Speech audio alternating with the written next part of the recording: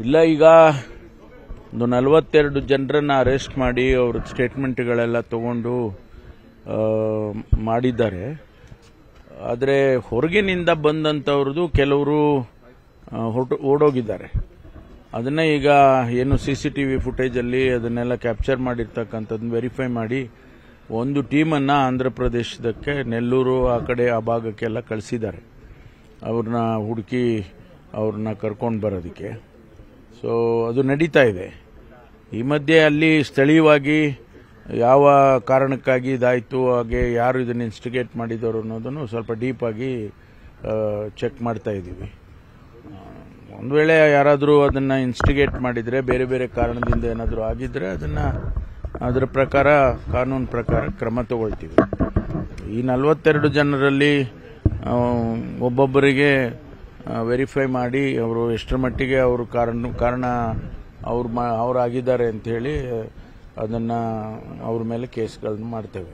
Sir, motive ಏನು ಅಂತ ಇಲ್ಲ, ಮೋಟಿವ್ ಇರೋದೇ ಪ್ರೈಸ್ ಸಡನ್ ಆಗಿ ಡ್ರಾಪ್ ಆಯಿತು ಅಂತೇಳಿ ಇಮಿಡಿಯೇಟ್ ಆಗಿ ರಿಯಾಕ್ಟ್ ಮಾಡಿದ್ದಾರೆ ಅಂತ ಇಲ್ಲಿವರೆಗೆ. ಅದರ ಹಿಂದೆ ಏನಾದರೂ ಪ್ಲಾನ್ಡ್ ಇತ್ತು ಅಂತ ಏನಾದರೂ ಇದ್ರೆ ಗೊತ್ತಿಲ್ಲ. ರೇಟ್ ಕಡಿಮೆ ಮಾಡಿಸಿ, ಇವರೇ ಕಡಿಮೆ ಮಾಡಿಸಿ, ಇವರೇ ಬೆಂಕಿ ಹಚ್ಚಿ, ಈ ಥರ ಏನಾದರೂ ಮಾಡಿದರೆ ಅದು ನಮಗೆ ಗೊತ್ತಿಲ್ಲ. ಆದರೆ ಅದನ್ನು ವೆರಿಫೈ ಮಾಡ್ತಾ ಇದ್ದಾರೆ. ಇಲ್ಲಿವರೆಗೂ ನಮಗೆ ಸಿಕ್ಕಿರ್ತಕ್ಕಂಥ ಮಾಹಿತಿ ಏನು ಅಂತ ಹೇಳಿದ್ರೆ, ಸಡನ್ ಆಗಿ ಪ್ರೈಸು ಕಡಿಮೆ ಆಯಿತು, ಅದು ರೈತರಿಗೆ ತೊಂದರೆ ಆಗಿ ರೈತರು ರಿಯಾಕ್ಟ್ ಮಾಡಿದ್ದಾರೆ ಅನ್ನೋ ಅಷ್ಟಕ್ಕೆ ನಿಂತಿದೆ. ಅದನ್ನು ಬೇರೆ ಬೇರೆ ಆಂಗಲ್ಸ್ ಅಲ್ಲಿ ವೆರಿಫೈ ಮಾಡ್ತಾ ಇದ್ದೀವಿ. ಈಗ CAA ಸರ್ ತಮಿಳುನಾಡು ಮತ್ತು ಪಶ್ಚಿಮ ಬಂಗಾಳದಲ್ಲಿ ಜಾರಿ ಮಾಡಲ್ಲ ಅನ್ನೋದ್ರಲ್ಲಿ CM ಹೇಳ್ತಾ ಇದ್ದಾರೆ ಸರ್. ರಾಜ್ಯದಲ್ಲಿ ಹೇಗೆ? ಅದು ಇನ್ನೂ ಕೂಡ ನಾವು ಅದರ ಬಗ್ಗೆ ಚರ್ಚೆ ಮಾಡಿಲ್ಲ. ಮುಖ್ಯಮಂತ್ರಿಗಳು ಸಂಪುಟದಲ್ಲಿ ಇದೇನಾದರೂ ಚರ್ಚೆ ಆಗಿ ಒಂದು ತೀರ್ಮಾನ ಮಾಡಬೇಕು ಅನ್ನೋದಾದ್ರೆ ನಾವು ಕೂಡ ತೀರ್ಮಾನ ಮಾಡ್ತೀವಿ. ಆದರೆ ಯಾವ ರೀತಿ ಅಕ್ಸೆಪ್ಟ್ ಮಾಡೋದಾ, ರಿಜೆಕ್ಟ್ ಮಾಡೋದಾ, ಅದೆಲ್ಲವನ್ನು ಕ್ಯಾಬಿನೆಟ್ ಅಲ್ಲಿ ತೀರ್ಮಾನ ಆಗಬೇಕು.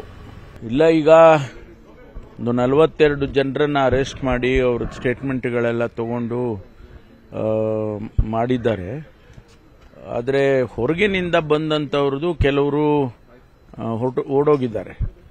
ಅದನ್ನ ಈಗ ಏನು CCTV ಫುಟೇಜಲ್ಲಿ ಅದನ್ನೆಲ್ಲ ಕ್ಯಾಪ್ಚರ್ ಮಾಡಿರ್ತಕ್ಕಂಥದ್ದನ್ನ ವೆರಿಫೈ ಮಾಡಿ ಒಂದು ಟೀಮನ್ನು ಆಂಧ್ರ ಪ್ರದೇಶದಕ್ಕೆ, ನೆಲ್ಲೂರು ಆ ಕಡೆ ಆ ಭಾಗಕ್ಕೆಲ್ಲ ಕಳಿಸಿದ್ದಾರೆ.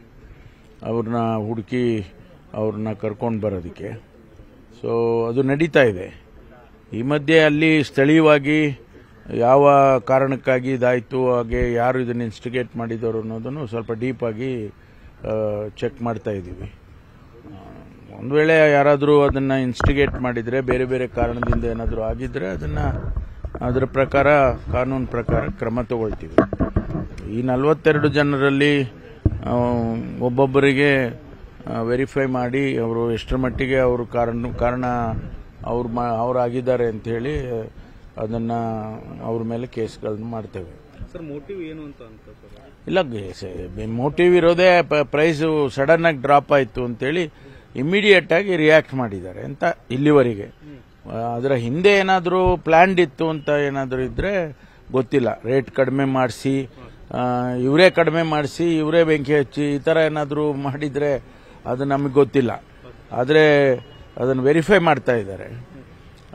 ಇಲ್ಲಿವರೆಗೂ ನಮಗೆ ಸಿಕ್ಕಿರ್ತಕ್ಕಂಥ ಮಾಹಿತಿ ಏನು ಅಂತ ಹೇಳಿದ್ರೆ, ಸಡನ್ ಆಗಿ ಪ್ರೈಸು ಕಡಿಮೆ ಆಯಿತು, ಅದು ರೈತರಿಗೆ ತೊಂದರೆ ಆಗಿ ರೈತರು ರಿಯಾಕ್ಟ್ ಮಾಡಿದ್ದಾರೆ ಅನ್ನೋ ಅಷ್ಟಕ್ಕೆ ನಿಂತಿದೆ. ಅದನ್ನು ಬೇರೆ ಬೇರೆ ಆಂಗಲ್ಸ್ ಅಲ್ಲಿ ವೆರಿಫೈ ಮಾಡ್ತಾ ಇದ್ದೀವಿ. ಈಗ CAA ಸರ್ ತಮಿಳುನಾಡು ಮತ್ತು ಪಶ್ಚಿಮ ಬಂಗಾಳದಲ್ಲಿ ಜಾರಿ ಮಾಡಲ್ಲ ಅನ್ನೋದ್ರಲ್ಲಿ CM ಹೇಳ್ತಾ ಇದ್ದಾರೆ ಸರ್. ರಾಜ್ಯದಲ್ಲಿ ಹೇಗೆ?